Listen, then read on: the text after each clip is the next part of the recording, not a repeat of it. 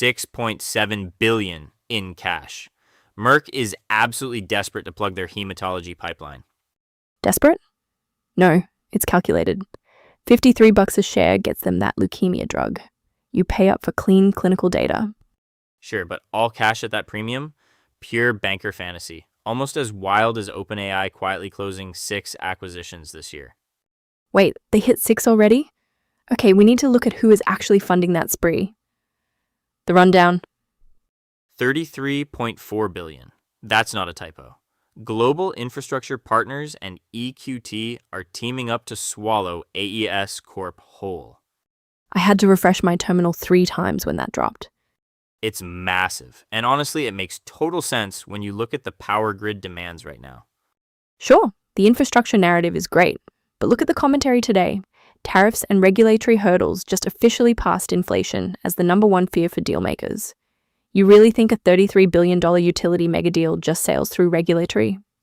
I think when you have GIP and EQT structuring it, they already have an army of lawyers who pre-cleared the path. The big one. $6.7 billion in cash, just sliding it across the table like it's a bar tab. A very, very large bar tab. But that is exactly what Merck is doing with Terns Pharmaceuticals. $53 a share, all cash. Classic big pharma playbook. Your legacy blockbusters are aging out, you need to refill the pipeline, so you go shopping. And hematology is the luxury aisle right now. Right. They are aggressively targeting Terns' novel candidate, Terns 701. It is for chronic myeloid leukemia. I read the trial data this morning, and sure, the mechanism looks clever. But Nate, they are clinical stage. $6.7 billion for a drug that is not even approved yet? You are paying for the probability. In my banking days, we used to call this buying a lottery ticket where you already know the first 4 numbers. The data is de-risked enough for Merck to pull the trigger. De-risked? Oh, come on. Oncology trials blow up in phase 3 all the time. I was digging into the footnotes of Terns' last quarterly report. They have practically zero revenue. The cash burn is real. You are buying pure, unadulterated potential. But look at Merck's balance sheet.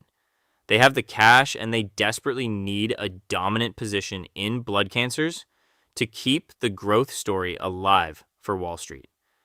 If Terns 701 hits the market, $6.7 billion looks like an absolute steal in 5 years. If. That is a massive multi-billion-dollar if. Okay, skeptic, what premium would you have paid? Honestly, maybe $4.5 billion.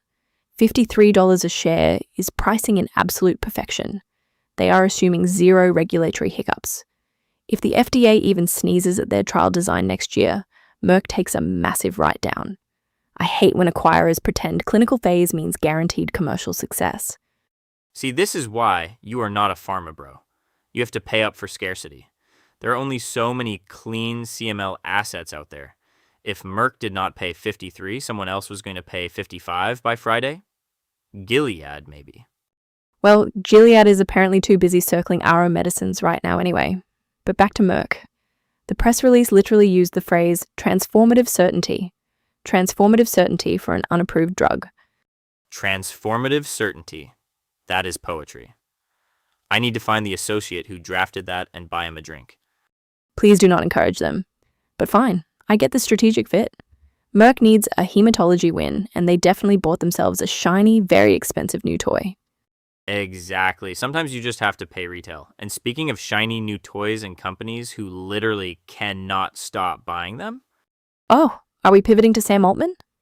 We have to. 6 acquisitions this year alone, and we need to figure out what OpenAI is actually building with all these parts. Voices.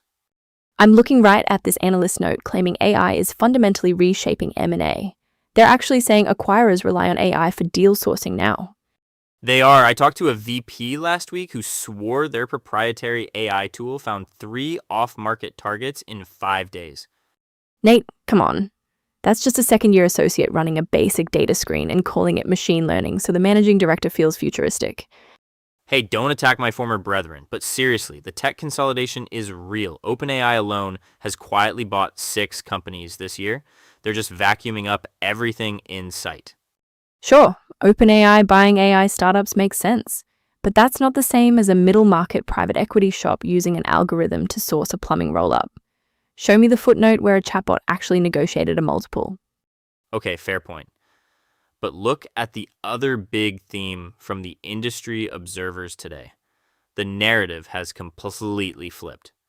Everyone is suddenly sleeping fine through high interest rates. Now they're up at 2 in the morning sweating over tariffs and regulatory blocks. Which makes total sense.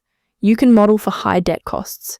You can't model for regulators waking up and deciding your deal is illegal. Exactly, which makes GIP and EQT teaming up for AES Corp so wild. $33.4 billion is a massive regulatory target to paint on your own back right now. Though apparently Blackstone is kicking the tires on the Global Cricket League. Talk about avoiding domestic regulators entirely. What's the antitrust framework for a wicket? A wicket. I love that you know that word. Private equity buying into cricket is peak alternative asset hunting. But if you want to talk about high stakes regulatory bets and massive premiums, we need to look at pharma. You mean Merck dropping $6.7 billion in pure cash today? $53 a share for Terns Pharmaceuticals. Let's break down exactly what Merck is buying in that hematology pipeline right after the break. Spill the tea. I am telling you right now, Blackstone looking at the Global Cricket League is the most predictable private equity pivot of the entire year. Predictable? They manage $1 trillion and they are suddenly fascinated by wickets. I literally had to Google how long a cricket match lasts. Hint, it is days. It is live sports, Maya. Unscripted drama with a massive global audience. The cash flows are incredibly sticky. Or they are just completely bored of enterprise software. But fine, sticky cash flows. Meanwhile, my inbox is blowing up with whispers that Gilead is about to write a $2 billion check for Uro medicines. $2 billion for Uro? I love Gilead, but they are absolutely overpaying if that rumor holds up. See, I disagree. If you look at Uro's clinical pipeline, $2 billion is exactly what it takes to bypass the massive regulatory headache of trying to build that out internally. Oh, come on.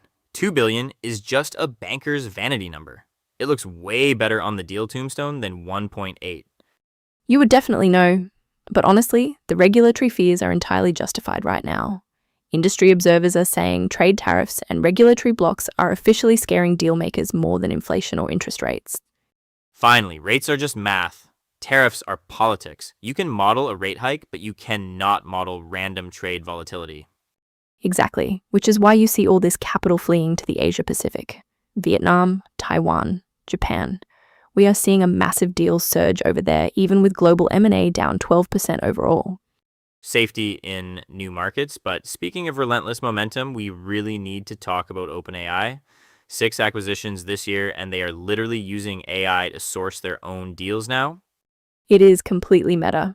But before we map out Sam Altman's endgame, we need to break down the math on Merck's massive $6.7 billion oncology play. To tomorrow's radar,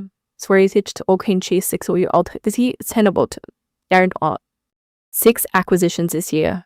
OpenAI is treating the startup ecosystem like an all-you-can-eat buffet.